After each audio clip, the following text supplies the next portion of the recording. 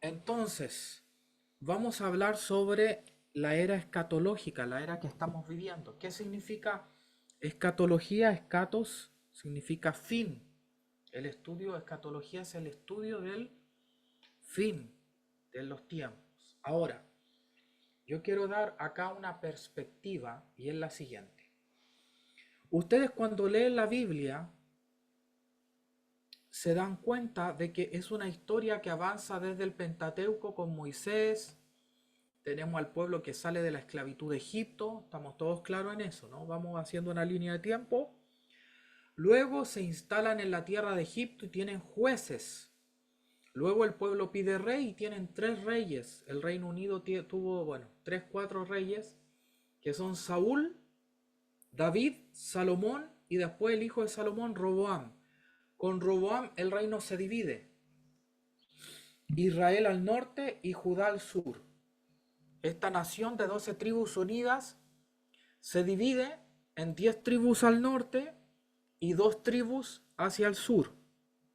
¿Se escucha despacio, me dice alguien, o se escucha bien? ¿Se escucha bien? Súper. O despacio, ya. Entonces, esta nación cae en cautividad. En la época en que estaban cayendo en cautividad, ¿por qué? Porque el norte se corrompió. Por cientos de años, hablamos del 900 antes de Cristo al 700 antes de Cristo. O sea, fueron casi 200 años de corrupción en el norte. Ahí estuvo Jezabel acá. El sur tuvo más. El sur tuvo del 900 antes de Cristo, ¿no es cierto? 950 antes de Cristo hasta el 500 antes de Cristo más o menos. 500 y algo antes de Cristo, ¿no es cierto? Entonces fueron unos 400 años de corrupción que tuvo el sur. Y ocurre que en medio de esta corrupción, Dios comienza a dar profecías y usted la puede ver en los profetas menores, ¿no es cierto? Profecías también en Isaías, ¿no es cierto? En el profeta Isaías podemos encontrar también eso en Daniel, en Jeremías. ¿Qué hablaban estas profecías? Estas profecías hablaban de que el pueblo de Israel iba a volver de la tierra, de la esclavitud, iba a volver. Pero se desarrolló ahí una era de profecía escatológica. ¿Qué era esta escatología? Hablamos de los profetas menores y de algunas partes de Ezequiel. Estamos hablando de Ezequiel también, añadiendo a los mayores, Daniel, Jeremías, Isaías. Hablamos de los profetas. Ellos comienzan a profetizar algo que nos llama la atención, una futura era de la humanidad. Entonces, cuando usted lee esos libros, no entiende mucho, no dice qué están hablando. Ellos empiezan a hablar de una futura era de la humanidad. Y muy conocida es la profecía del profeta Joel. El profeta Joel es un profeta de difícil datación, su profecía, que habla de un juicio sobre las naciones, ¿correcto? De un juicio sobre las naciones, de una restauración de este Israel que se había corrompido. Y miren lo que dice Joel 2:28. Habla: después de esto derramaré de mi espíritu sobre toda carne. Joel está hablando de una futura era de la humanidad, donde el pueblo de Israel iba a ser restaurado. Y profetizarán vuestros hijos y vuestras hijas, vuestros ancianos soñarán sueños y vuestros jóvenes verán visiones. Aún sobre los siervos y las siervas derramaré mi espíritu aquellos días. Y haré prodigios en el cielo y en la tierra, sangre, humo, columnas de humo. El sol se convertirá en tiniebla y la luna en sangre antes de que venga, antes de que venga el día grande y espantoso de Jehová. Y todo el que invoque el nombre de Jehová en este día va a ser salvo. Salvo. Entonces, primero nos dice que va a haber una era en el futuro de la humanidad. Piensa en la perspectiva, un pueblo que se está yendo a la cautividad o que sabe que se está yendo a la cautividad y les profetizan que va a venir una era en la historia de la humanidad donde Dios iba a poner su espíritu sobre toda carne. O sea, el espíritu de Dios antes era derramado sobre el sacerdote, sobre un profeta o sobre un rey. Esas eran las personas que eran ungidas por Dios. Era un sacerdote, sumo sacerdote, era un rey o era un profeta. El resto del pueblo eran seres humanos, comunes y corrientes. Y lo que está hablando el profeta es, imagínense lo fuerte de esto, va a llegar el día en que el Espíritu de Dios va a estar en toda la humanidad. O sea, es fuerte. Entonces, los judíos esperaban una era donde los muertos resucitaran, donde Dios descendiera a juzgar, pero a la vez también la palabra decía que se iba a enviar un Mesías, un rey. ¿Correcto? Se iba a enviar un Mesías. Ponga atención a lo que le estoy hablando. Entonces, los profetas profetizaban un mundo nuevo, una humanidad. Y fíjese que después dice, y haré prodigios en el cielo y en la tierra. O sea, en el cielo y en la tierra, ¿qué? Sangre, fuego, columnas de humo, el sol se convertirá en tinieblas y la luna en sangre. ¿Qué significa esta frase? El sol se convertirá en tinieblas y la luna en sangre. ¿Ya? Esta frase habla de un nuevo cosmos, de un nuevo mundo que se da en el inicio, como un reinicio, que eran el sol, que era la luna, marcaban los tiempos, ¿sí o no? ¿Qué son el sol y la luna? Los que marcan el calendario. Es el calendario real que Dios puso en los cielos. Dice la Biblia que Dios puso el sol y la luna para los tiempos. Entonces, el sol y la luna son puestos ahí para guiar los tiempos de la humanidad. ¿Sí? Entonces, ocurre algo. La pregunta es, ¿cuándo el sol se puso en tinieblas en algún momento? Piense eso. ¿Cuándo? Cuando Dios iba a sacar al pueblo de Israel de la tierra de Egipto. ¿Se acuerda que vino un eclipse? Y Dios iba a liberar a su pueblo de la esclavitud de Egipto. Entonces el sol se oscurece, quiere decir que comienza un nuevo tiempo. Es como que se reinicia el reloj. Eran esclavos, ahora viene el juicio de Dios sobre Egipto y el pueblo comienza a ser libre. Entonces, el sol se oscurecerá y la luna se llenará de sangre. Son profecías y es una imagen que da a entender el cambio de una era y el amanecer de algo nuevo. Entonces, eso lo podemos ver, un ejemplo lo puede ver en Isaías 13:10. Vamos a ver en Isaías 13:10. Mire lo que ocurre en Isaías 13:10. En este mundo antiguo había un imperio llamado Babilonia. Y Babilonia era un pueblo muy cruel. Mire, Isaías 13:1, ¿qué dice? Profecía sobre Babilonia, revelada a Isaías, hijo de Amós. Y mire lo que dice Isaías 13:10.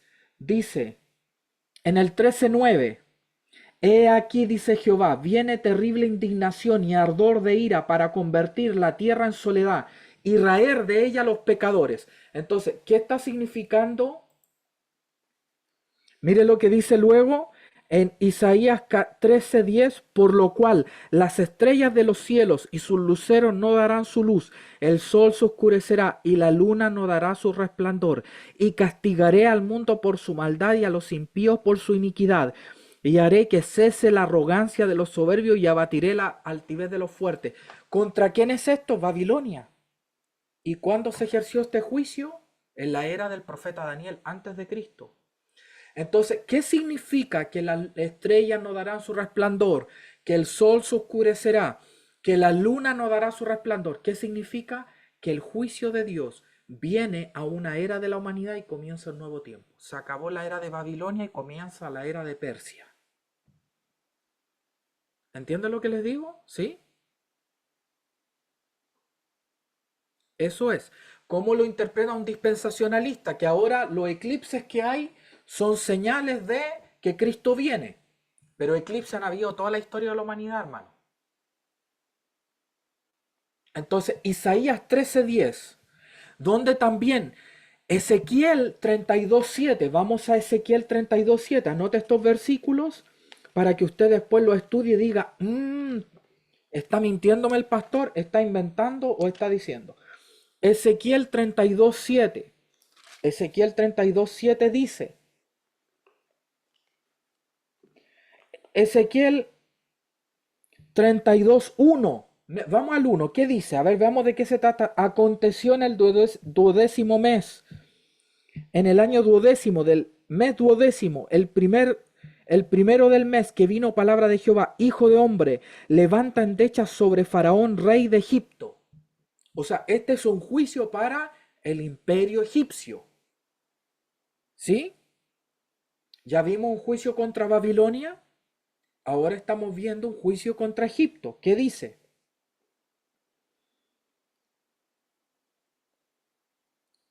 Dice 32:7, Ezequiel, y cuando te haya extinguido, le dice a Egipto, cubriré los cielos, haré entenebrecer las estrellas, el sol cubriré de nublado y la luna no dará su resplandor. Y haré entenebrecer todos los astros brillantes del cielo por ti, y pondré tinieblas sobre tu tierra, dice Jehová. Entonces, ¿qué significa que las estrellas, que la luna y que el sol no den su resplandor? Es un lenguaje profético del juicio sobre un sistema, sobre un imperio o sobre un tiempo. ¿Estamos claros? Entonces, volvamos ahora al profeta Joel. Volvamos al profeta Joel. Joel 2:28. Fíjese que sobre Israel no viene destrucción, sino que viene, a diferencia de las otras naciones, gloria. Dice, derramaré de mi espíritu sobre toda carne. O sea, mientras Babilonia fue juzgado, Egipto fue juzgado, Israel es restaurado. Derramaré de mi espíritu sobre toda carne, profetizarán vuestros hijos y vuestras hijas, vuestros ancianos soñarán sueños, los jóvenes verán visiones. Sobre los siervos y las siervas derramaré de mi espíritu y haré prodigios en el cielo, tierra, sangre y fuego. El sol se convertirá en tiniebla, la luna en sangre, antes de que venga el día grande y espantoso de Jehová. Y todo el que invocar el nombre del Señor será salvo. ¿Qué significa esto? Está hablando de un nuevo mundo. El sol se oscurecerá, la luna no dará su resplandor. Está hablando de un nuevo mundo, de un juicio contra un sistema antiguo y del comienzo de una nueva era. Amén. Pregunta, ¿cuándo comienza esta nueva era? Con la venida del Espíritu Santo. Cuando Pedro cita a Joel y dice, esta es la palabra que dio Joel.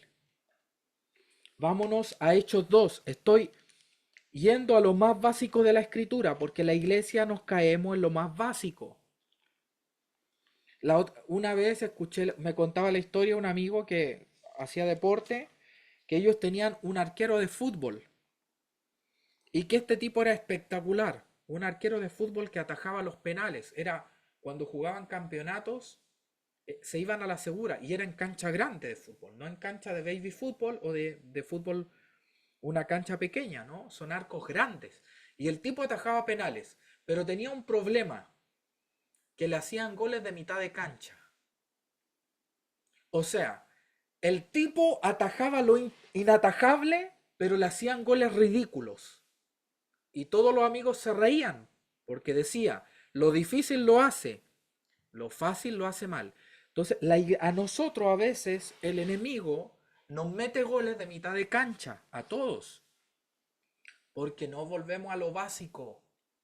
Y lo básico es la base y es fundamental. Entonces, el Espíritu Santo cae y Pedro se pone en pie, Hechos 2:14. Pedro se pone en pie con los 11, alzó la voz y les dijo, varones judíos, todos los que habitan en Jerusalén, esto sea notorio, oigan mis palabras, porque estos no están ebrios como ustedes suponen, puesto que es la tercera hora del día. Tercera hora, si quieres saber hora judía, súmele 6. 6 de la mañana es la primera hora. Entonces, la tercera hora es 6 más 3, 9. Las 9 de la mañana.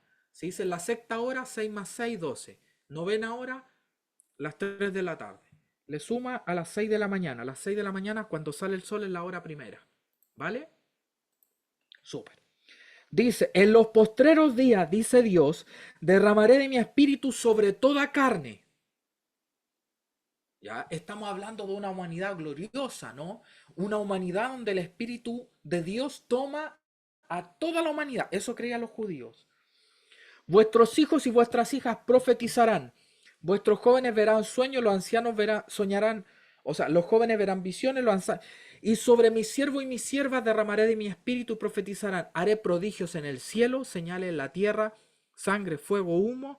El sol se convertirá en tinieblas y la luna en sangre antes de que venga el día grande del Señor. Y todo el que invocar el nombre del Señor será salvo. Varones, oigan estas palabras. ¿Qué está diciendo Pedro? Pedro está diciendo que esta era que ellos esperaban, que esta era escatológica, donde Dios iba a descender a solucionar el problema de la humanidad. Los judíos creían, estas son algunas características de la era escatológica. Primero, iba a haber una resurrección de muertos. Iba a haber una resurrección general de muertos. Esta era escatológica iba a tener un rey descendiente de David que iba a reinar sobre el pueblo de Dios. Y luego iba a empezar a expandir su reino sobre todas las naciones de la tierra. Esto era lo que profetizaban los profetas. Pero también en esta era escatológica, y no sabían los judíos cómo iba a ser, Dios mismo iba a descender a arreglar la injusticia de la humanidad. Fíjense la mezcla, son varias ideas. ¿Qué otra característica tenía esta era escatológica? Que el espíritu ya no iba a estar solo en el rey, solo en el sacerdote, solo en el profeta, iba a estar en cualquier persona que invocara el nombre de Dios. ¿Se dio cuenta? A ver, Michael Marín, tú que eres joven y ágil, ¿me ayudas en el chat a poner las 4 características escatológicas? 1, iba a haber una resurrección general de los muertos. Por eso, ¿se acuerda cuando Jesús resucita a Lázaro? Vamos a 1. Resurrección general de los muertos. Ponlo ahí. 1. Resurrección general. 2. Un Mesías descendiente de David que reinaría en Israel y a través de Israel toda la tierra. Excelente, Michael. Continúa con la 2. Un rey descendiente de David que gobernaría Israel y luego las naciones. 3. Que Dios mismo descendería a restaurar a la humanidad y la tierra, la creación. Tranquilo, Michael, tranquilo. No hay apuro. Y 4, que el Espíritu iba a estar en cada una de las personas. ¿Por qué iban a haber sueños? Eso. El tercero es que Dios iba a venir a restaurar el mundo. Dios mismo. Y cuarto,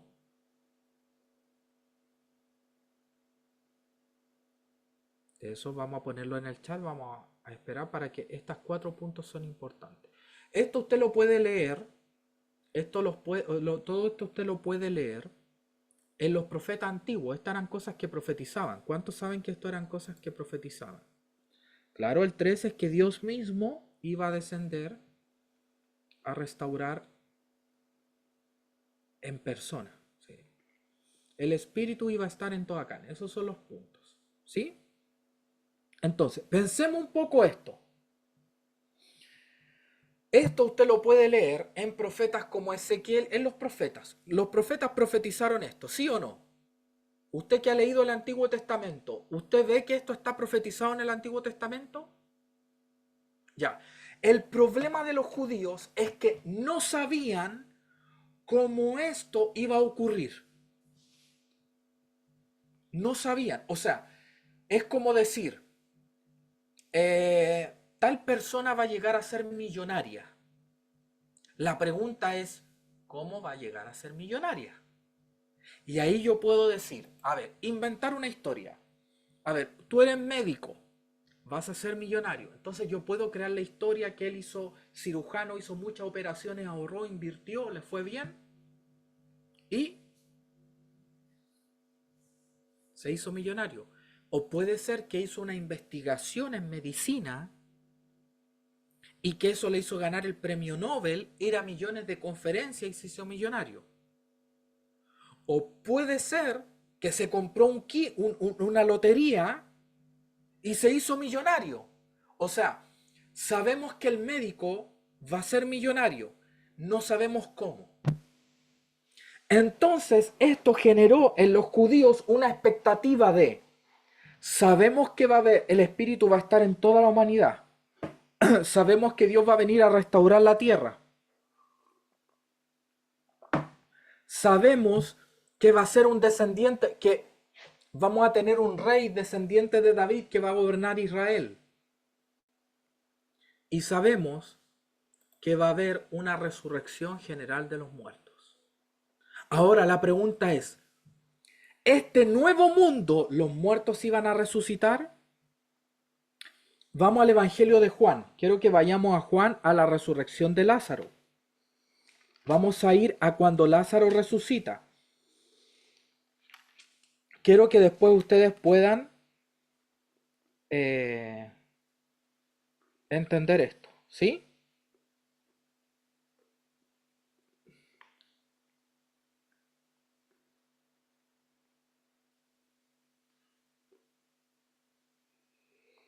Sí.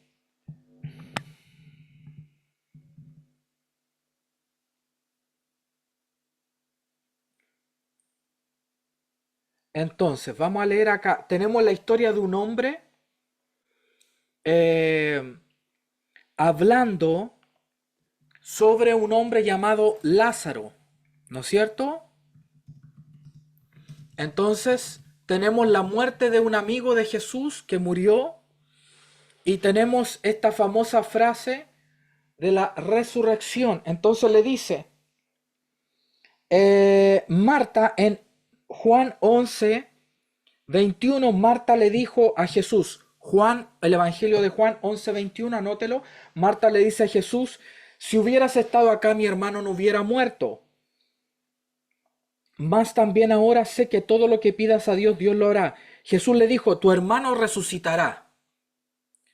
En la mente de un judío sabían que todas las personas justas iban a resucitar. Entonces le dice, Marta le dijo, yo sé que resucitará en la resurrección en el día postrero.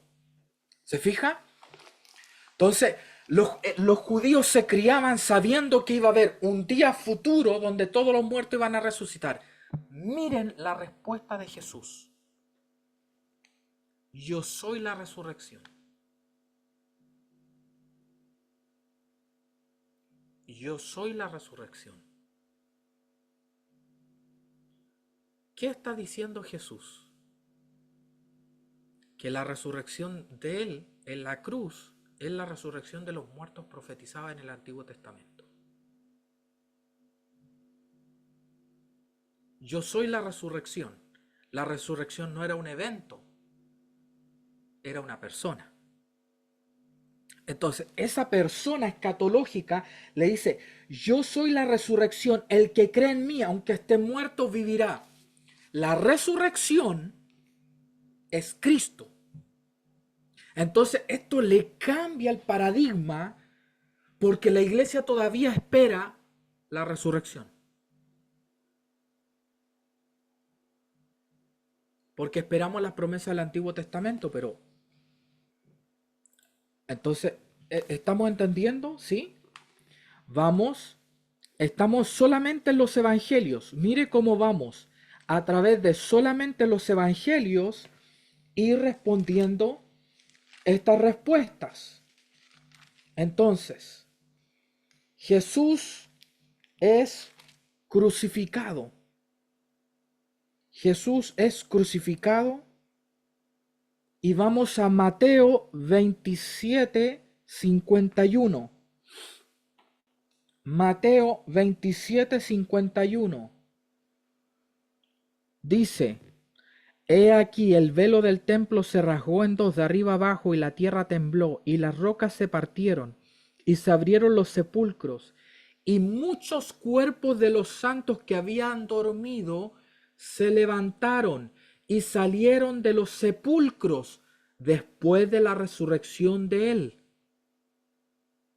O sea, mucha gente, santos, resucitan.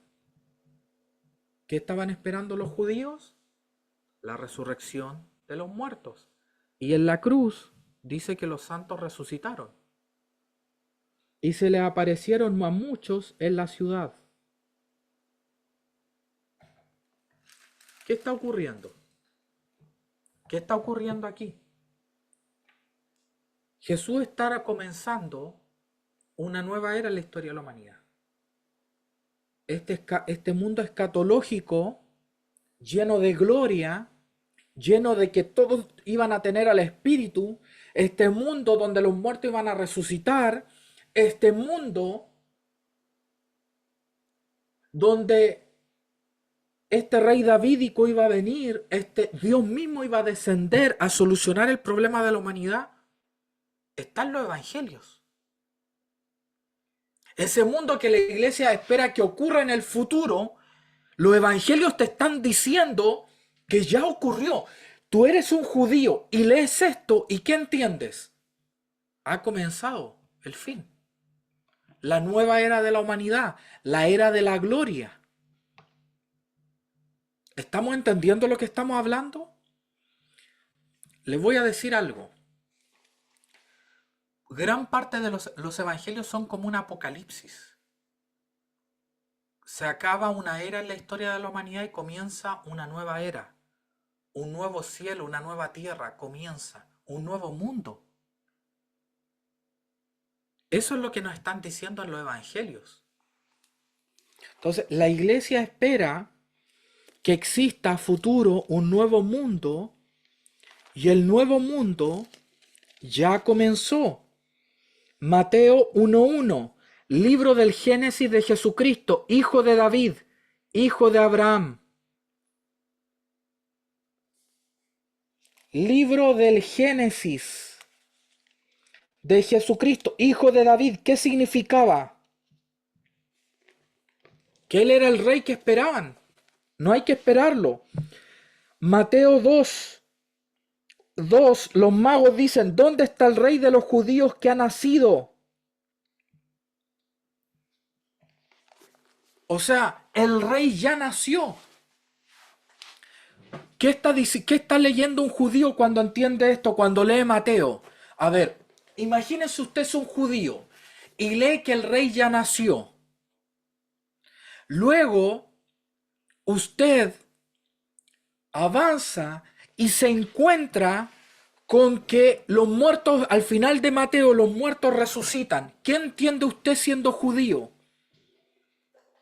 Que la era postrera ha comenzado. ¿Sí o no? ¿Entiende lo que le estoy diciendo? Vamos a ir, estamos haciendo un estudio. Un estudio.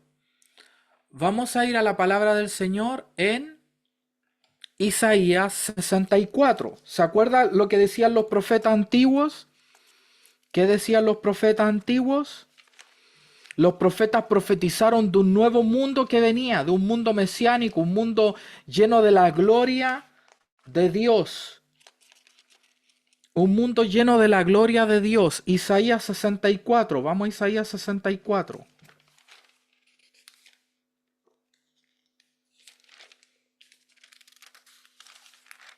Dice: oh, si rasgares los cielos y descendieras. Isaías está clamando esto, le está diciendo a Dios: Dios, rasga el cielo, desciende, y a tu presencia se escurrieran los montes. Los montes son los sistemas de gobierno.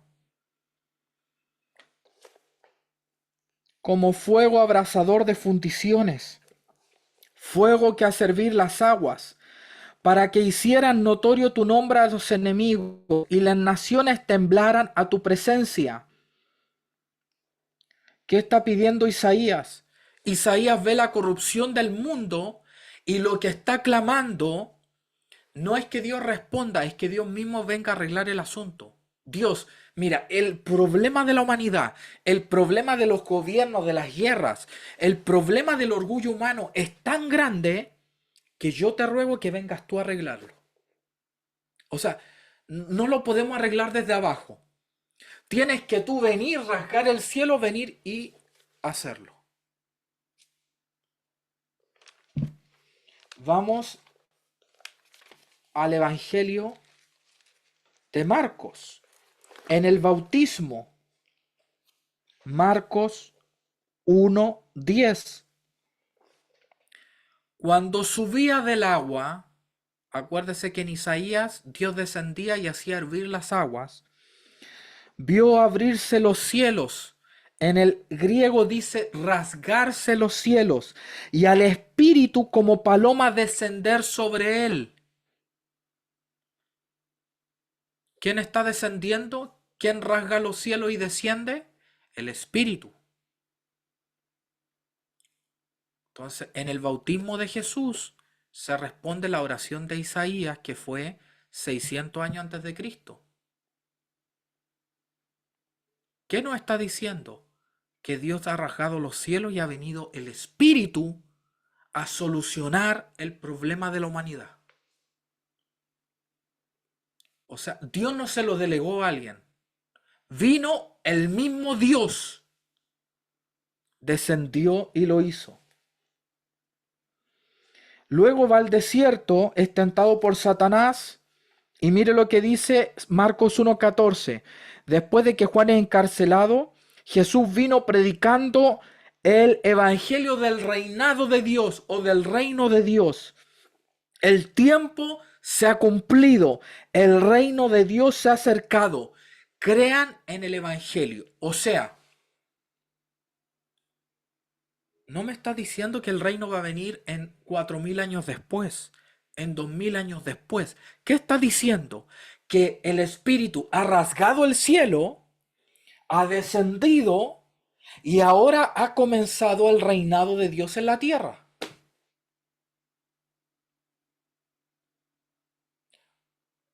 Entonces, por eso a mí me complica cuando escucho gente decir: esta Biblia es la Reina Valera del 60. Me complica cuando viene gente a decir: Señor, ven a reinar, Maranata, ven a reinar. Y yo les digo: ¿acaso Él no está reinando? ¿Entiende o no? ¿Entienden lo que digo? ¿Acaso Él no está reinando? Mire, vamos al Salmo 93. Los salmos fueron escritos el 1000 antes de Cristo. Salmo 93. ¿Qué dice el Salmo 93? Estos son los salmos de reino. Usted los tiene que conocer. Salmo 93, 1. Jehová reina. O sea, reinaba antes de Cristo. El reino vino en los evangelios y de repente el reino desaparece. O sea, reinaba aquí. Cuando escribieron estos salmos, David escribió estos salmos, Dios reinaba. Cuando viene Jesús, ¿cuándo reina Dios? Cuando hay un hombre en la tierra manifestando el reino. ¿Quién estaba acá manifestando el reino? David. Entonces él decía, Jehová reina. Mire lo que le dice el Salmo 94, 1. Jehová, Dios de las venganzas, muéstrate, engrandécete, oh juez de la tierra. Está siendo juez de la tierra en el Antiguo Testamento y milagrosamente decimos, ahora ni Cristo reina ni es juez que venga en el milenio futuro a reinar.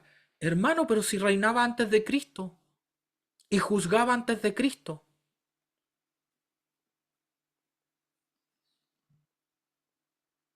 ¿Entiende o no? Y en los evangelios, Jehová reinaba a través de Jesucristo. Salmo 97, 1. Jehová reina, regocíjese la tierra. Alégrense las costas, nube y oscuridad alrededor de él. Fuego irá delante de él y abrazará a sus enemigos. Es una guerra. 99. Jehová reina, temblarán las naciones. Pregunta, ¿en la época de David, Jehová reinaba? Diga que sí. Entonces gente me dice, cuando viene Jesús, Dios no reinaba. Obvio que reina. Por eso dice, ha llegado el reino. El pueblo de Israel no tenía rey, porque estaban bajo la operación de los romanos.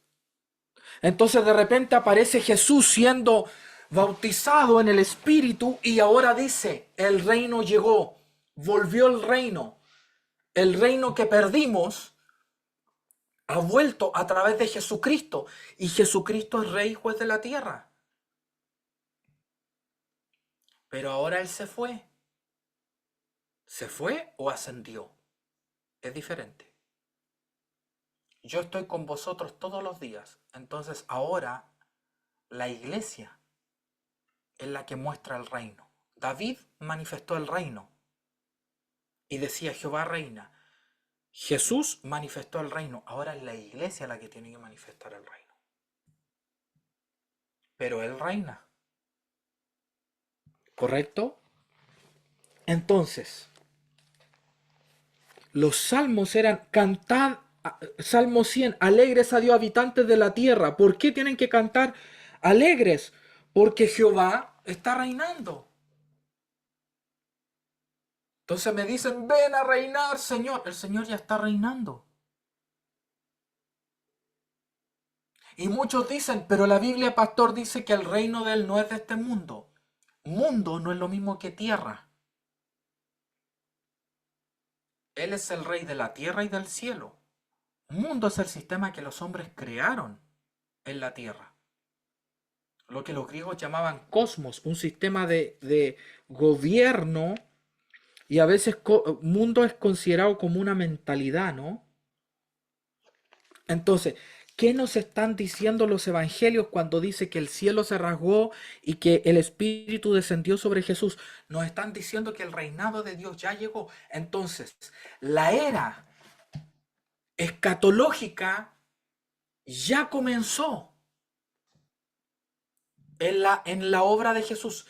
Un nuevo mundo ya comenzó. Pero pastor, ¿cómo? ¿Me está diciendo que los tiempos finales comenzaron hace 2000 años? Sí, le estoy diciendo eso. Le estoy diciendo absolutamente y convencidamente, le estoy diciendo eso. ¿Sí? Entonces, ¿cómo me atrevo a decir eso? ¿Por qué? Vamos a ir a esto cuando Pablo, o sea, acá ¿quién lo dice? Pedro. Pedro dice en estos postreros días derramaré de mi espíritu sobre toda carne. Vamos a Primera de Corintios 10. Vamos a Primera de Corintios. ¿Qué dice Pablo? A ver si es solo opinión de Pedro.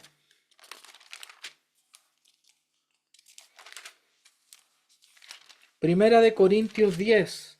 Vamos a Pablo. Dice. Primera de Corintios 10, 11. Y estas cosas le acontecieron. Pablo lo dice para el pueblo de Israel en el 1300, 1500 antes de Cristo, cuando salen de Egipto. O sea, 1500 años de Pablo. Y estas cosas le ocurrieron como ejemplo y están escritas para amonestarnos a nosotros, quienes hemos alcanzado el fin de los siglos. ¿Qué está diciendo Pablo? Que hemos alcanzado el fin de los siglos. ¿Qué dice Pedro? Que nosotros hemos alcanzado los días postreros cuando el Espíritu es derramado sobre toda carne. Está ahí. O sea, ¿qué creían los apóstoles? Vamos a ir a otro versículo, esta vez a Pedro. Primera de Pedro 1:20. ¿Qué creía Pedro? Esto es lo que creía Pablo. Veamos si están de acuerdo los apóstoles y se pelean entre ellos. Primera de Pedro. Veamos qué dice Primera de Pedro. Veamos qué dice Pedro. Dice, Primera de Pedro 1:20. Dice, la sangre preciosa de Cristo sin mancha y contaminación, ya destinada desde antes de la fundación del mundo, pero manifestada en los postreros tiempos por amor a nosotros. O sea, no solo Pablo dice que estamos en los postreros tiempos, sino Pedro dice que estamos en los postreros tiempos. Vamos a ver qué dice el apóstol Juan, primera de Juan 2:18. Hijitos, ya es el último tiempo, y según vosotros oíste, el anticristo viene. Así que han surgido muchos, diga, muchos anticristos. No uno, no 10, muchos. ¿Estamos ok con eso? Les dice, hijitos, ya es el último tiempo. Ya. No en 2000 años. Ya. Todos los apóstoles creían una cosa. Todos los apóstoles creían que el ministerio de Jesucristo, la muerte y la resurrección, era el fin del mundo antiguo, y la resurrección de Cristo es la resurrección de la humanidad, la resurrección de un nuevo mundo. El sol se oscurece, la luna ya no da su resplandor. ¿Qué significa? Ese mundo antiguo se acaba, se oscurece y aparece un mundo nuevo. Damos vuelta a la página. ¿Entiende lo que estamos hablando? ¿Qué son las bienaventuranzas? Bienaventurados los mansos, porque ellos heredarán la tierra. O sea, ahora, ¿quiénes tenían antes la tierra? En el mundo antiguo, ¿quién tenía la tierra? El pueblo más violento. ¿Cómo era el ejército romano? El ejército más violento y poseía la tierra. ¿Quién era dueño del planeta Tierra? El ejército más violento, ¿sí o no? Pero en este nuevo mundo que Jesús dice, da sus bienaventuranzas y dice, en este nuevo mundo, al final, el manso va a heredar la tierra, no el violento.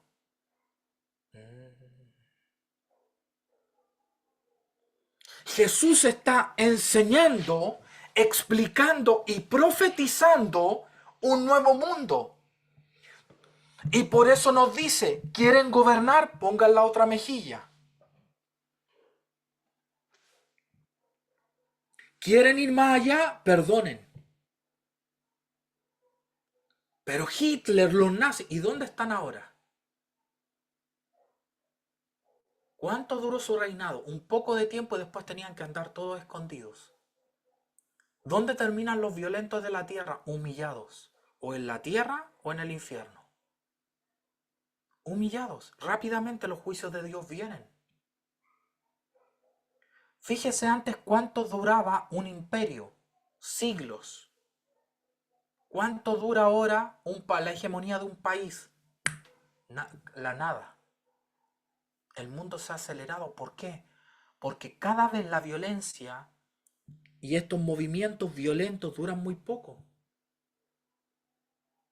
Patricio, pero en Corea del Norte llevan 60, 70, 80 años. Sí, pero antes llevaban siglos. Eso rápido Dios empieza. Y el nuevo orden mundial va a caer y todo comienza a caer porque estamos en una era donde todo es juzgado. Y la ONU lleva poco tiempo, ya va a desaparecer. Todo en este mundo está constantemente siendo juzgado. Pero fíjese lo que ha permanecido. Roma se lanzó contra los cristianos, los persiguió. ¿Dónde está Roma ahora? Es un museo. Es un museo. ¿El Coliseo qué es? Un museo. ¿Y dónde están los cristianos? Llenan toda la tierra. Todos los fines de semana hay cristianos en todo el mundo adorando a Dios. ¿Dónde están los emperadores romanos? En el infierno, la mayoría, si es que alguno se convirtió. ¿Y dónde están los santos que murieron en sus manos? En la gloria, preparándose para heredar el cosmos, todo el universo, lo conocido y lo no conocido. Ellos están gobernando. Entonces debemos entender en qué mundo estamos. Estamos en un mundo escatológico. Estamos en un mundo donde se supone que el Espíritu Santo debe gobernarnos y a través de él debemos llevar el reino de Dios. El sueño de Dios se ha cumplido. Y alguien me decía, ¿y por qué hay violencia? ¿Por qué hay maldad? Pero yo les digo, ¿no ha habido maldad en toda la historia de la humanidad? ¿Sabe que en un momento un cuarto de la humanidad se murió? Cuando Caín mató a Abel eran 4 personas. Adán, Eva, Caín y Abel. Mataron a Abel. Un cuarto de la humanidad se murió. Era tan corrupto el mundo de la era de Noé que Dios lo tuvo que destruir. Era peor que ahora. Peor que ahora. ¿Cómo eran los pueblos que rodeaban a Israel? Agarraban a su hijo y los sacrificaban a dioses. Recuerde lo que ocurría con los pueblos cananeos y los sodomitas. Nadie podía dormir en las plazas porque te agarraban y te violaban masivamente. Ahora también hay de eso, pero en esa época había. ¿Cuántos niños morían en el parto? Había temporadas en la historia de la humanidad que 1 de cada 4, 1 de cada 3 niños morían en el parto. ¿Cuántos mueren ahora en el parto? 1 de cada 1000. O 5 de cada 1000, depende del país.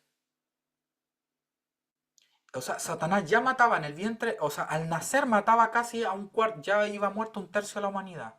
Y ahora, no. ¿Hay muerte y guerra? Sí.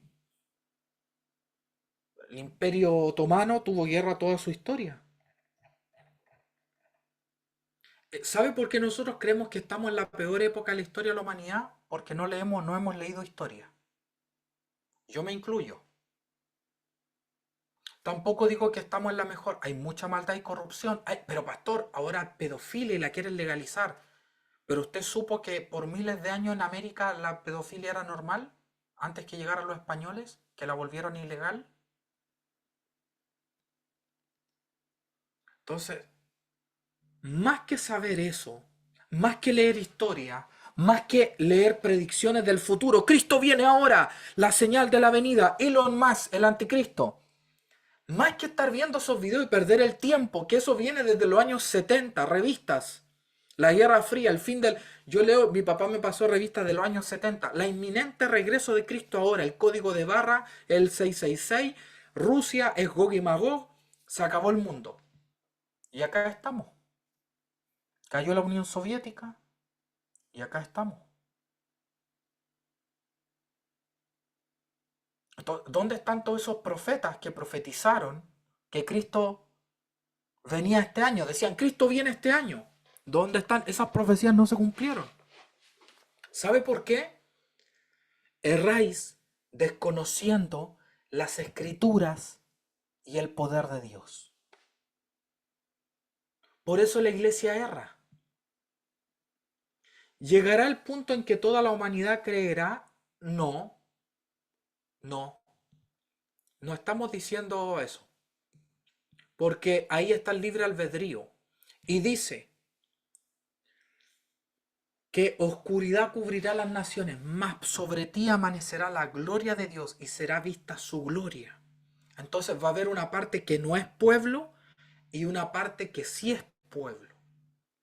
Yo no estoy diciendo que todo el mundo va a creer y que vamos a estar como los cariñositos saltando alrededor de un arco iris, todos felices.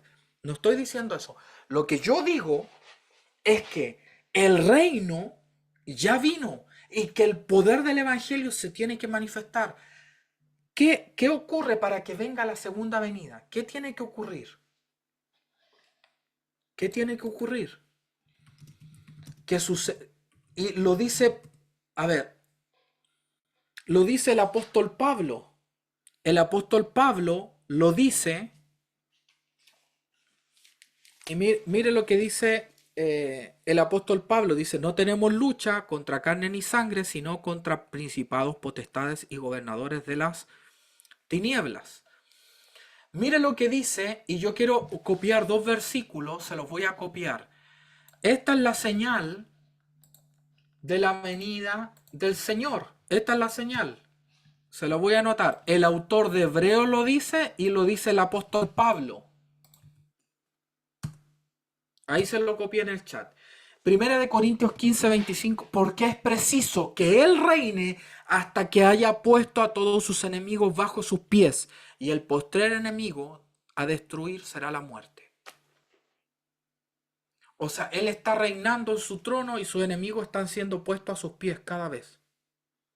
Principados y potestades, como la iglesia dice, no tienen lucha contra carne ni sangre. Pero Cristo, habiendo ofrecido una vez para todos, dice, se ha sentado a la diestra de Dios y está esperando hasta que sus enemigos sean puestos por estrado de sus pies. El autor de Hebreos es el griego más refinado que hay en el Nuevo Testamento, es el de Hebreos. Se dice que no es Pablo, tiene que haber sido alguien con un griego más refinado que el de Pablo. Y están diciendo ambos lo mismo, que Él va a estar a la diestra del Padre hasta que sus enemigos sean puestos bajo sus pies. Pregunta, ¿han sido puestos los enemigos bajo sus pies?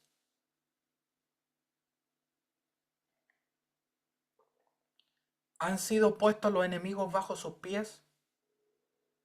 Estos espíritus que gobiernan en China, en Corea del Norte, en Irán, en Rusia, ¿han sido puestos bajo los pies? Todavía no. Ni en la iglesia. En la iglesia a veces no reina el Espíritu Santo, reina el espíritu de orgullo y de división.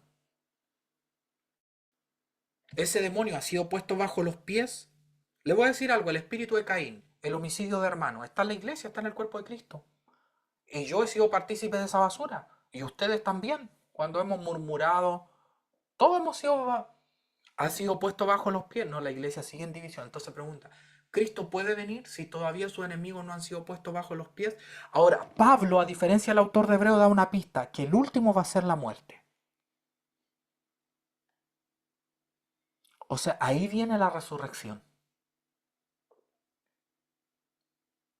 Por eso nosotros le llamamos algo guerra y gloria. Porque estamos con guerra poniendo los enemigos bajo los pies de Cristo. Pero una iglesia que no hace guerra espiritual,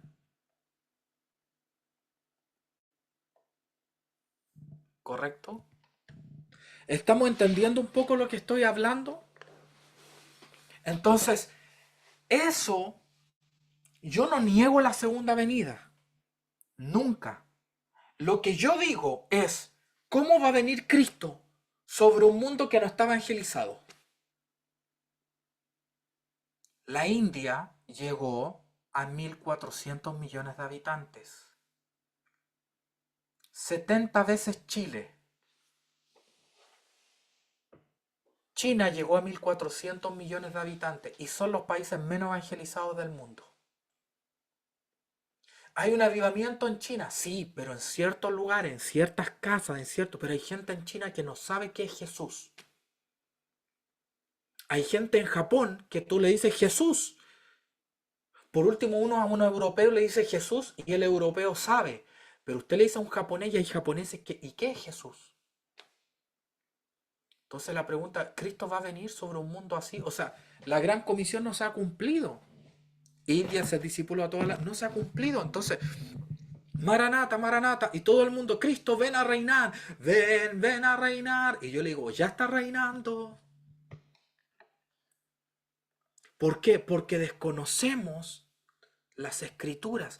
Desconocemos los evangelios. Marcos, ¿sabe lo que dicen los teólogos de Marcos? Que es un apocalipsis. ¿Qué es un apocalipsis?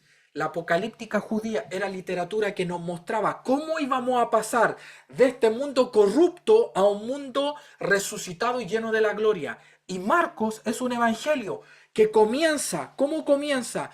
Con el Espíritu rasgando el cielo y viene, y luego con la resurrección del inocente Hijo de Dios, exaltado sobre todo. Él ha resucitado, la muerte ha sido vencida, ha comenzado un nuevo, dígalo, un nuevo mundo.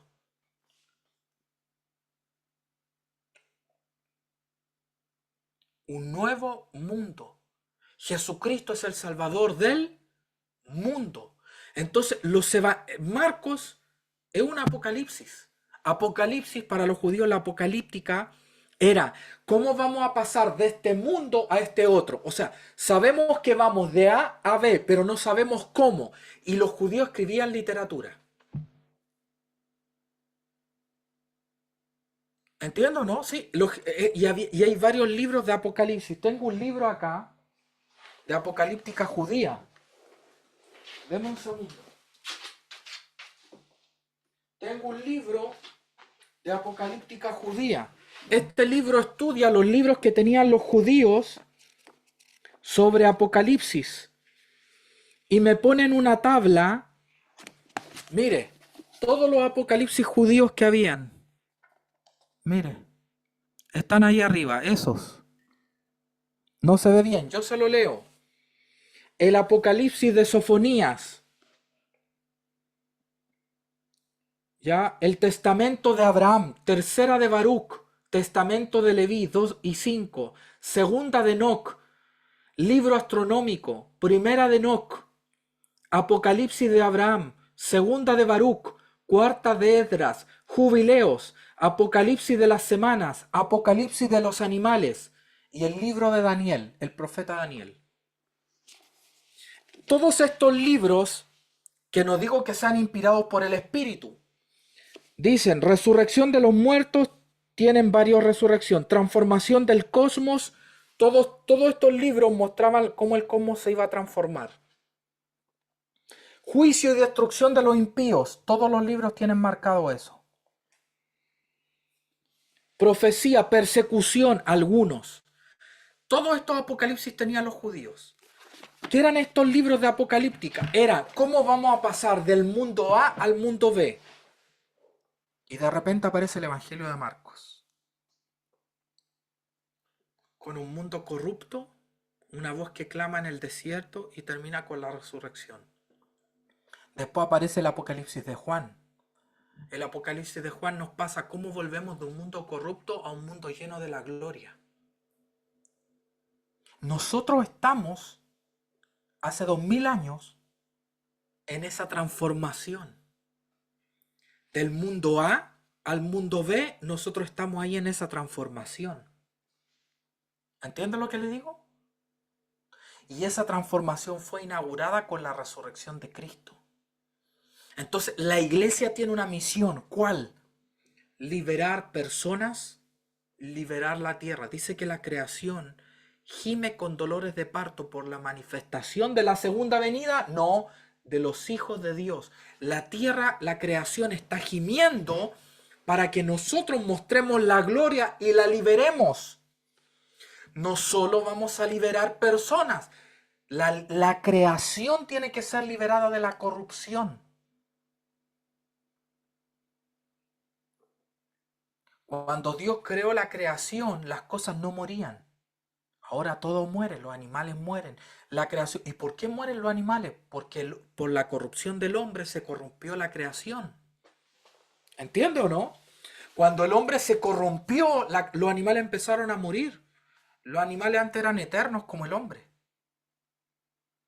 Y los animales empiezan a morir, las plantas empiezan a morir. La humanidad empieza a corromperse y la creación se corrompe. ¿Cuál es la idea de esto? Que Cristo ha comenzado la resurrección para que nosotros la continuemos. Pero la resurrección es un evento. Marta, yo soy la resurrección.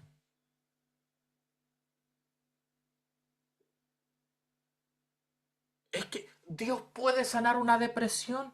Él es la resurrección. Dios puede sanar Él es la resurrección. Entonces, hermanos, no estoy negando que vamos a llegar a la plenitud del punto B, porque no estamos en el punto B.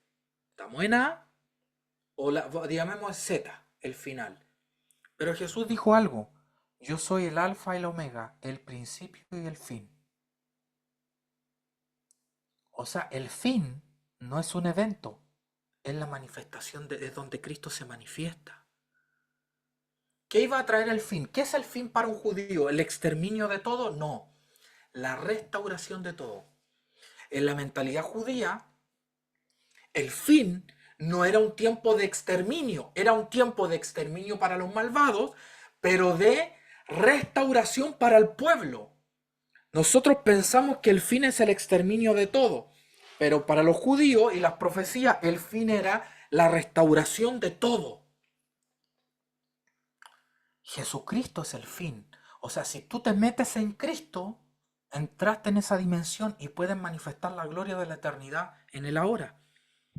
Esa Paulette, ese Michael Marín de la eternidad que va a estar lleno de la gloria, tú puedes agarrarlo y traerlo a la hora. Porque en Cristo es el fin, Cristo es la resurrección. Entonces hay que dejar de estar viendo eventos escatológicos en las nubes y mirar a Cristo. Él es el evento escatológico primario. Es que hubo un eclipse que apuntó a la aurora de no sé cuánto y pasó por Capricornio y...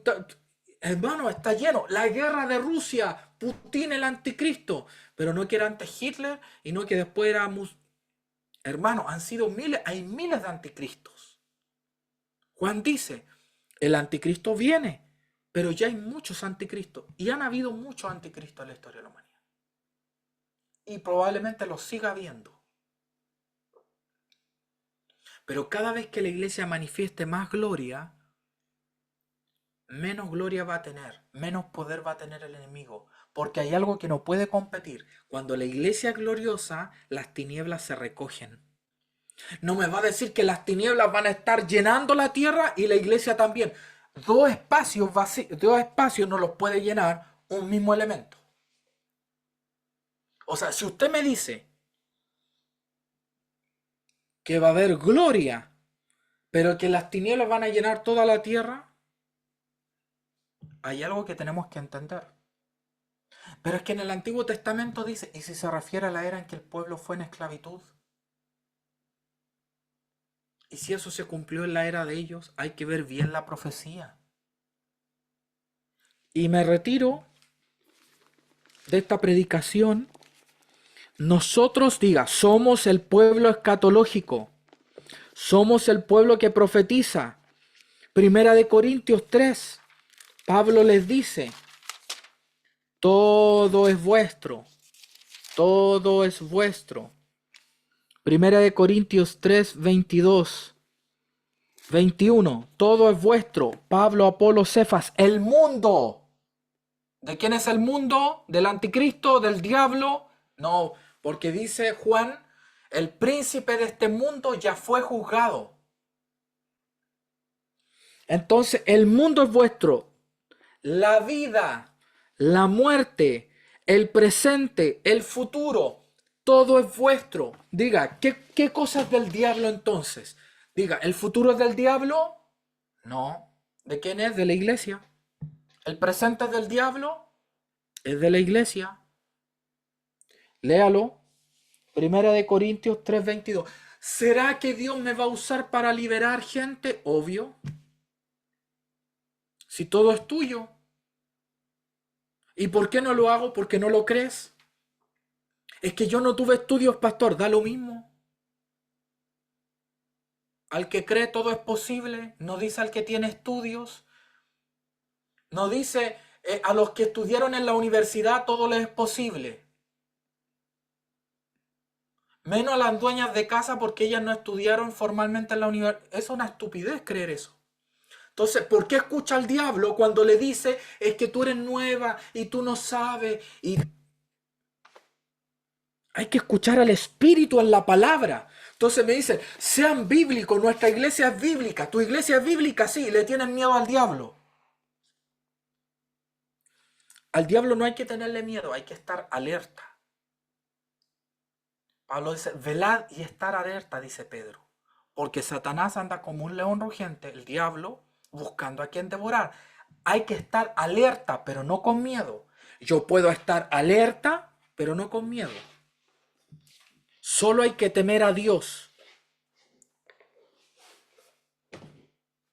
Entonces, a Dios le vamos a temer.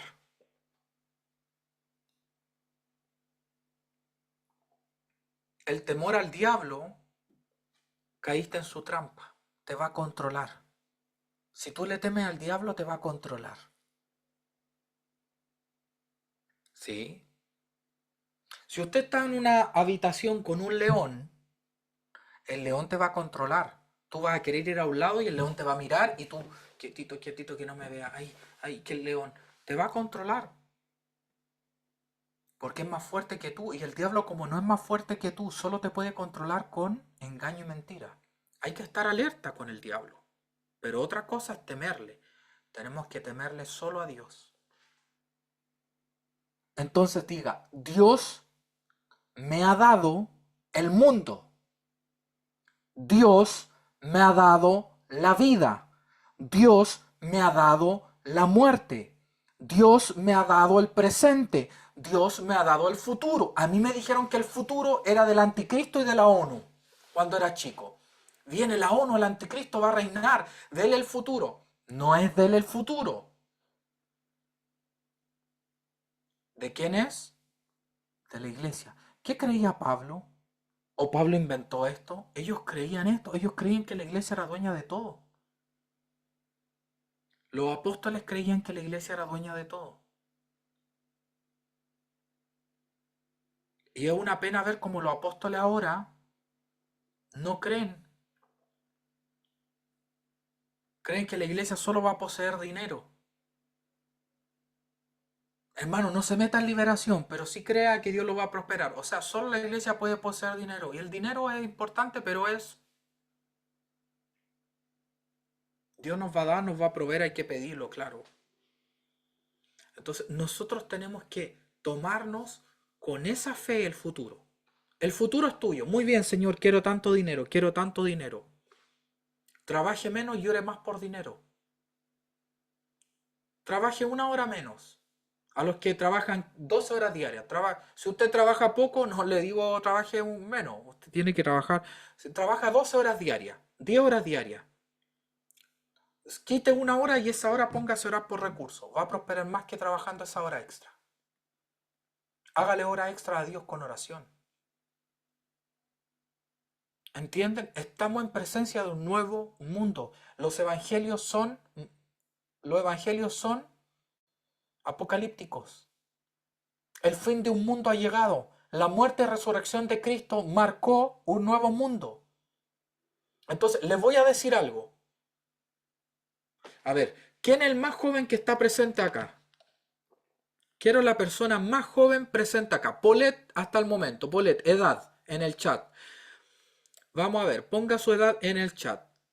No hay adolescentes acá, no les caigo bien a los adolescentes. 28. ¿Hay alguien menor a 28? ¿Quién da más?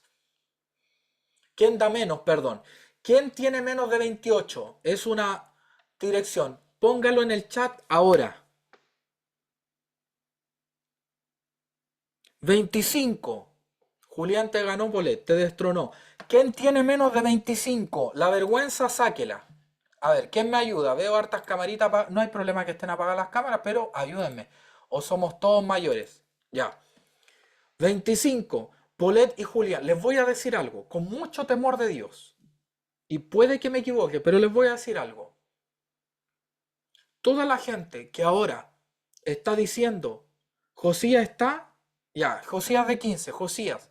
Toda la gente que está ahora, que Cristo viene, que Cristo viene, que Cristo viene. Yo les voy a decir algo. No van a tener avance en mucho de su dominio espiritual. Por estar mirando tanto el futuro, se van a perder el presente. Si usted vive pensando, mi matrimonio, cuando me case, y usted tiene 15 años, no va a disfrutar la soltería, ¿no? No le va a sacar el provecho a la soltería. Y si cuando se casa dice, cuando los niños se vayan de la casa, cuando los niños se vayan de la casa, después los niños, no va a disfrutar a los niños porque va a estar pensando, y después cuando me jubile, y siempre va, cuando me muera, y después ya termina la gente así. Siempre, por mirar tanto al futuro, nos perdemos el presente, ¿o no? Ellos están mirando tan al futuro que se están perdiendo la autoridad del presente. Y van a estar en 15 años con lo mismo. Ven, Señor, ven a reinar. ¿Y sabe qué? Él no va a venir tal vez por oraciones. Él va a venir cuando sus enemigos sean puestos bajo sus pies. Es necesario, dice que Él está a la diestra del Padre hasta que todos sus enemigos. Se lo leí en hebreo. Búsquelo arriba. Pero Cristo, habiendo ofrecido un sacrificio por los pecados, se ha sentado a la diestra de Dios. De ahí en adelante, esperando, diga, en la diestra de Dios está esperando. Esperando hasta que sus enemigos sean puestos bajo sus pies. Y lo complementa 1 Corintios Pablo, y el postrer enemigo que será destruido es la muerte. Eso están esperando Cristo. Diga, ¿y quién lucha con los enemigos? ¿Quién lucha con los enemigos? ¿Qué dice Pablo? Nuestra lucha es contra principados, potestades, gobernadores y huestes. O sea, Cristo no lucha con ellos. Nosotros luchamos y los ponemos bajo sus pies. Y si la iglesia no hace guerra, no apresura la segunda venida. Con canciones bonitas, no dice, Él va a estar a la diestra del Padre hasta que cantemos todos juntos y diga, qué linda canción, bajo, porque esta música está muy buena. Mi propósito no es ridiculizar. Yo estoy tratando de ser gráfico para que después usted esté atento. Ojo con esto, no significa que cuando yo escuche una canción y Él vendrá a reinar, yo esté así. Mi pastor me enseñó que Él ya reina. No, pues yo levanto las manos y adoro. Sí, también Él reinó, Él reina y Él reinará. Así que tampoco es mentira. Y Él va a venir a reinar, sí va a venir a reinar. Pero también está reinando. Y también reinó. Esto no es para que usted se vuelva altivo. Es para que usted esté atento. Y cuando le digan, hermana, Cristo viene, estamos en guerra. Hay que ir a liberar niños. Hay niños sufriendo abuso. Hay personas que no conocen a Cristo. Tenemos que ir por ellos. Usted es parte de un mundo escatológico donde la gloria de Dios se está expandiendo. ¿Cómo llegamos de un mundo en caos a un mundo lleno de la gloria? A través de una apocalíptica, de una escatología. Y estamos en ese mundo escatológico hoy. ¿Qué tenemos que hacer? Despojarnos de todas las obras de la carne. El que roba ya no robe más. El que fornica ya no fornique más. El que miente ya no mienta más. vamos a empezar con la iglesia a aplicar más Biblia. En acción, no en palabras, sino en acción. ¿Qué vamos a hacer cuando haya una situación de desacuerdo? No, es que yo creo que hagamos esto porque... No, no, no, no, no. Vamos a ir a la Biblia. ¿Qué dice la Biblia? Se habla con testigo y se habla con la persona responsable y se soluciona el tema. No podemos perder tiempo con cargas del pasado. No podemos perder tiempo con mentalidades del pasado. Es que a mí me enseñaron que esto, es que yo... Antiguamente yo hablaba con gente cristiana del pasado y me decían, yo prefiero ir a tal iglesia. ¿Y por qué? Porque los coritos los cantan más saltados. En esta otra iglesia los cantan muy arrastrados. En cambio en otro en marcha nupcial. Yo no entendía. ¿Por eso van a una iglesia o a otra? ¿Por lo bueno de la música? ¿No hay una visión, un propósito?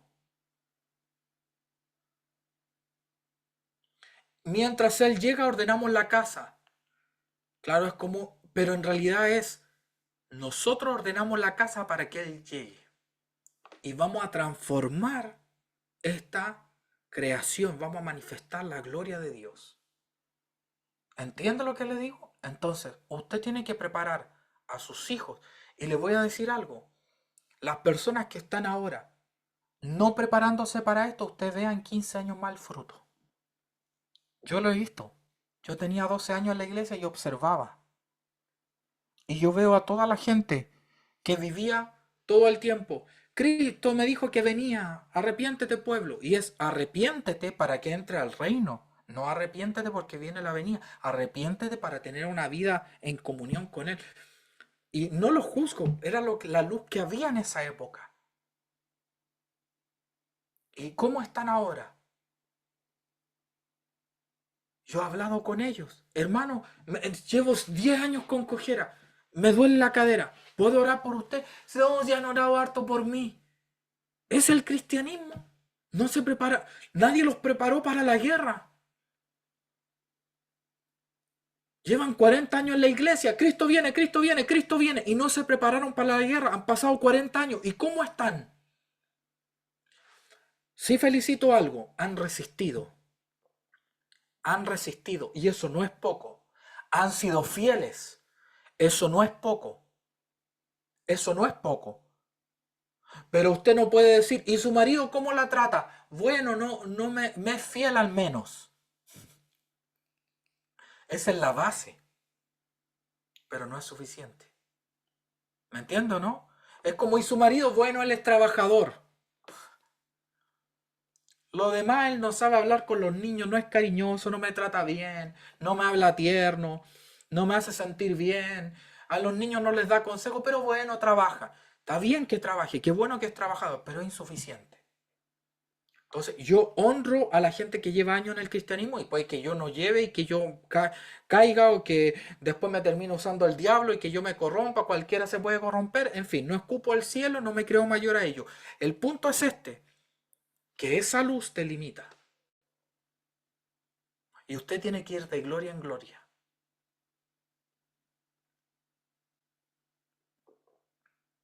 Entonces, esto lo digo con respeto, curso de escatología y no estudian los evangelios.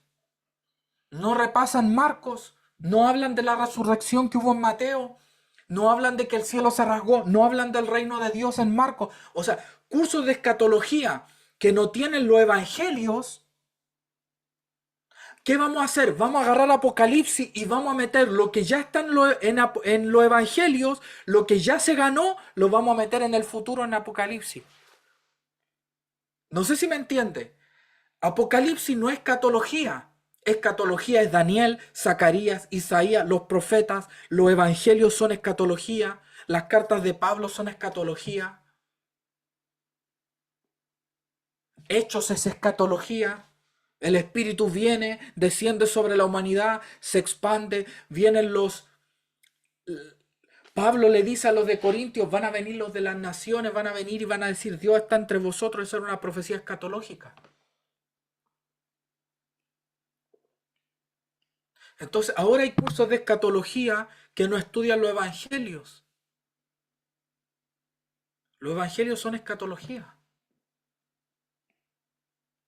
¿Qué nos está diciendo Mateo con la resurrección de muertos? ¿Entiende esto? Yo me he alargado hoy día. Yo sé que me he alargado. Pero esto, ¿por qué lo repito? Porque no queda claro. Y porque ustedes no lo estudian. Entonces después me hacen preguntas de cosas que ya deberían saber. Y yo no tengo problema al que hace preguntas. Pero eso demuestra una cosa. Hay otros que no preguntan. Se callan dudas. Porque está bien, yo creo en la segunda venida. Pastor, no estoy de acuerdo con usted. Perfecto, demuéstrame que Marco no es un libro escatológico. Hablemos eso. Dígale a ese maestro de esa escuela escatológica y qué pasa con los evangelios. ¿Entienden o no? Entonces, estamos en este mundo donde todo es nuestro. Diga, todo es nuestro. No es de la ONU, no es de Illuminati, no es de la masonería, no es del nuevo orden mundial, no es de los millonarios. Dice, todo es vuestro. La vida, la muerte. Mire, el hombre más millonario del mundo, en su época, Steve Jobs, ¿pudo vencer la muerte? No. ¿Sus millones le sirvieron? No. La iglesia tiene más poder que el hombre más millonario del mundo porque tiene poder sobre la vida y la muerte. El problema es que no tomamos ese poder. Pastores, que hay persecución en tal país, y hubo persecución sobre Pedro y la iglesia oró, se murieron los guardias que retuvieron a Pedro y se murió Herodes, comido por gusanos porque un ángel lo tocó y se murió. ¿Qué es eso? ¿Una iglesia que reina? ¿Sí o no? Nos muestra la historia de un apóstol que encarcelado Pedro, cadenas, viene un ángel, lo despierta, lo saca. Dicen, oye, ¿qué pasó, guardias? Los matan a los guardias porque creyeron que conspiraron con Pedro para liberarlo. Y Herodes se cambia de ciudad, va, se jacta de ser Dios, un ángel lo toca y se muere. Porque la iglesia oraba. ¿Quién tenía más autoridad? ¿La iglesia o el emperador multimillonario que tenía el poder militar de la nación? ¿Quién tenía más autoridad? La iglesia. La oración de la iglesia tiene más poder que el ejército más grande del mundo. ¿Bien? No ore como una tierna ovejita. Sea tierno con el Señor. Pero si usted está sufriendo un ataque del enemigo, guerree. Sea salvaje, métase en oración y en ayuno. Yo sé que la mayoría no hace ayunos. Yo sé que la mayoría no tiene tiempos de oración. Ejerza autoridad. Ejerza autoridad. Dios no quiere solo, no, Señor, sácame de aquí, de la pornografía, Señor. Dios no solo quiere hacerte eso, Dios quiere transformarte para que tú liberes gente que estuvo metida en pornografía. Actrices o actores, o gente que produjo, o millonarios que compraban, o empresas. Dios quiere darle autoridad a su iglesia por medio del Espíritu. Entonces, ore por eso. Pelee por su santidad. Pelee por su... Pero pelee con esa mentalidad. Yo soy el dueño de esto. Pero no yo solo. Yo con mis hermanos. Vamos a poseer la tierra. La unidad del cuerpo. Amén. Ese es el mensaje que les quiero dar. Quiero que hagamos una oración. El pastor David está orando por las próximas generaciones. Hoy día veía 20 personas ahí conectadas. Y yo le aseguro que cuando usted estaba viendo el final de Sucupira, del clon, de Pasión de Gavilanes, de dos, ¿cómo se llama esa? Dos mujeres, un camino, ¿cómo se llamaba esa? Dos mujeres y un hombre. Cuando usted estaba viendo el final y era lunes, martes, miércoles, jueves, viernes, usted no se lo perdía. En la final de temporada de Pasión de Gavilanes, el tipo en el caballo con la camisa entreabierta hasta acá, con así unos pectorales y todo ahí, hoy el gran actor ahí conquistando a la muchacha inconquistable. Y usted no se perdía eso. Ah, pero ahí está David Reyes dando la hora, orando ahí en Instagram otra vez. No, después, y después me pone la mano pastor y me arregla la vida. Ejerza autoridad. Actúe como un rey. Un rey no se levanta a las 11 de la mañana sin propósito. Un rey se levanta temprano. ¿Qué voy a hacer hoy día? No tengo nada que hacer. Muy bien, voy a orar por esto, voy a orar por esto, voy a ayunar, voy a ver una predicación. Los que se jubilaron, no tenemos dinero, pastor, pero tiene tiempo, aproveche eso. Claro, cuando hay un mundial, yo me acuerdo una vez, ¿qué mundial? Me resfrié y le dije, mamá, quiero ver el mundial. Me vi el mundial, no me acuerdo cuál era, 2004, 2000, parece, no me acuerdo. Entonces, no hay excusas. No hay excusas. ¿Cuántos por amor han viajado a otra ciudad para ver a la novia o al novio? ¿Cuántos han hecho eso? Levante la mano. Se hacen. ¿Cuántos han recorrido kilómetros por algo así? Todos han hecho locura. ¿Y por qué por el Señor no hacemos eso? Tiempo de oración. Por eso no tenemos autoridad para gobernar. ¿Y sabe qué? Cuando uno vive así es mejor creer, soy una tierna ovejita. No, yo Cristo ven, sácanos de este mundo cruel.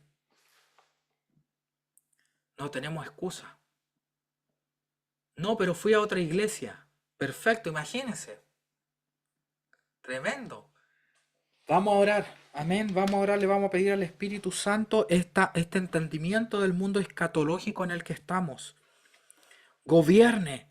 Gobierne con oración.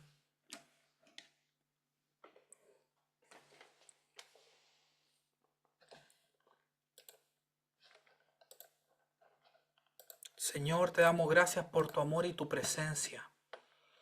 Señor, tu Espíritu Santo sea en medio de nosotros tu iglesia. Tu Espíritu Santo sea en medio de nosotros. Te pedimos que tu reino se manifieste, que tu poder se manifieste. Señor, creemos en la segunda venida, pero queremos ser hijos posicionados en tu gloria.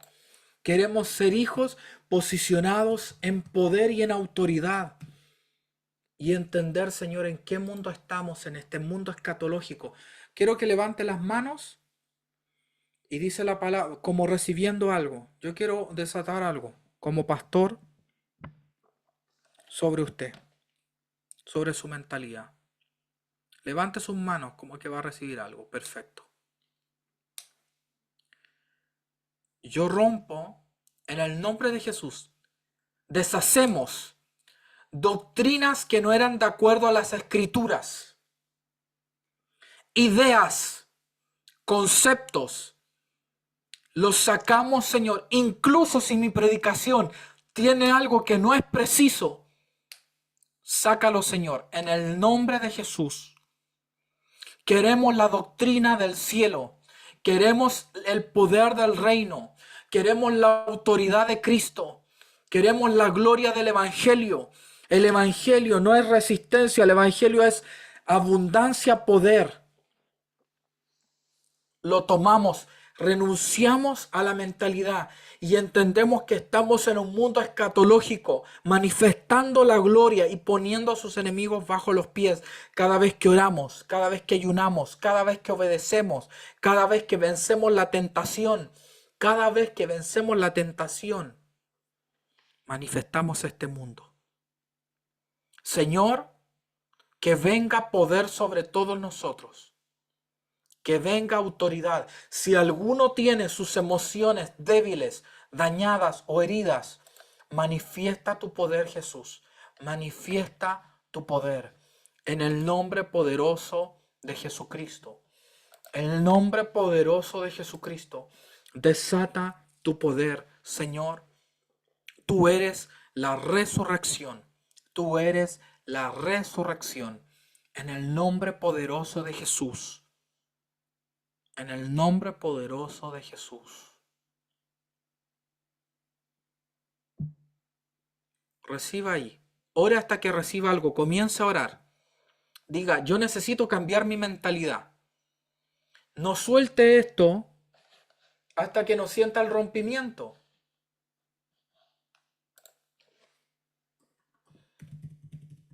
No suelte esto hasta que usted vea un rompimiento espiritual. Hasta que usted vea que algo se rompe en el mundo espiritual.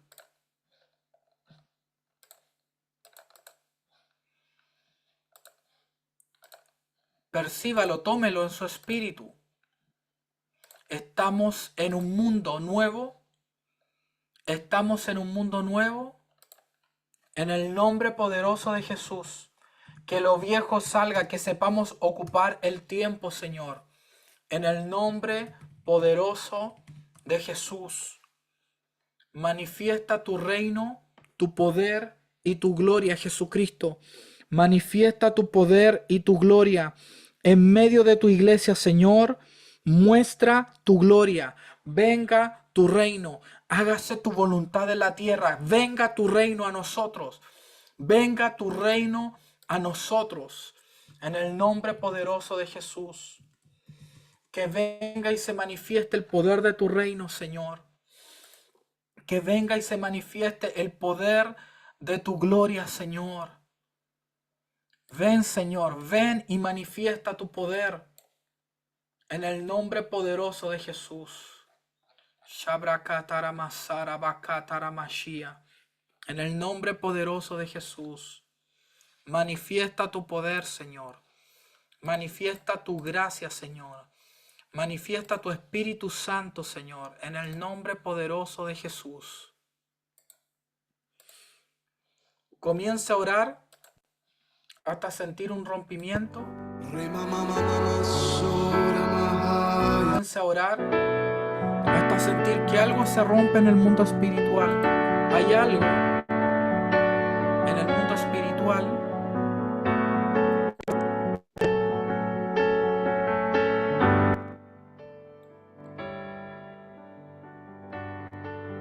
En el nombre poderoso de Jesús, Señor. Usted comienza ahí a orar y decir, Señor, necesito una nueva mentalidad.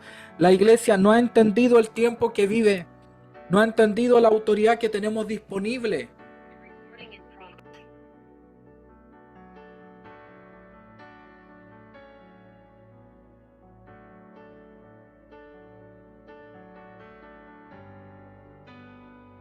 La iglesia no ha entendido el nivel de autoridad que tiene.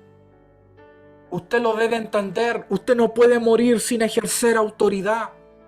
Ejerza autoridad en sus emociones, con oración, con ayuno. Yo reprendo todo espíritu que no te deja sentir el poder de Dios. Recibiréis poder cuando haya venido sobre vosotros el Espíritu Santo. Un poder de una nueva creación. Reciba y libertad. Libertad de una mentalidad religiosa.